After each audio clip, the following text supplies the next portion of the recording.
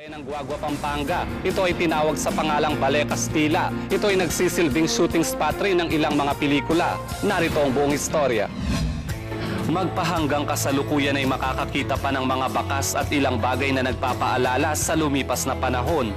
Dito sa San Nicolas, bayan ng Guagua, Pampanga, isang ancestral house ang nananatili sa pagkakatayo at bumilang na ng maraming taon.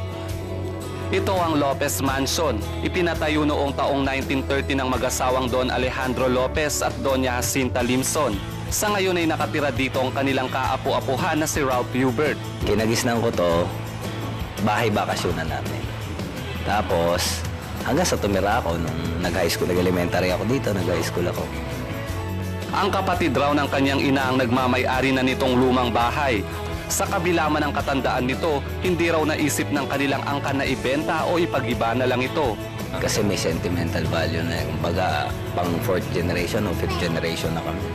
Noong bata pa raw si Ralph, kadalasang tawagin itong haunted house ng kanyang mga kaibigan dahil sa kakaiba at tila misteryosong disenyo nito.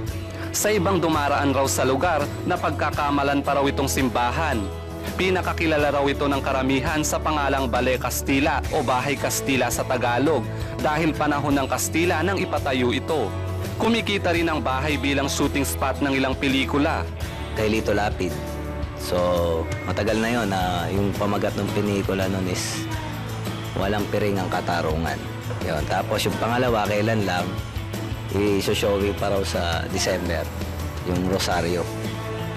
Mapapansin na halos sira na ang bahagi ng kabahayan at marami nang dapat ipaayos upang mapreserba ang loob nito. Ang owner ngayon nito, papa-renovate nga. Tapos gagawing siguro yung papa-restore para maging shooting spot. Ang lumang bahay ay sumasalamin sa panahon na nagdaan. Ipinapakita nito na lahat ng bagay ay tumatagal kapag lalo itong minahal at pinangalagaan. Nais ng may-ari ng ancestral house na iparestore ito nang sa gayon ay patuloy na maging atraksyon sa shooting ng mga pelikula.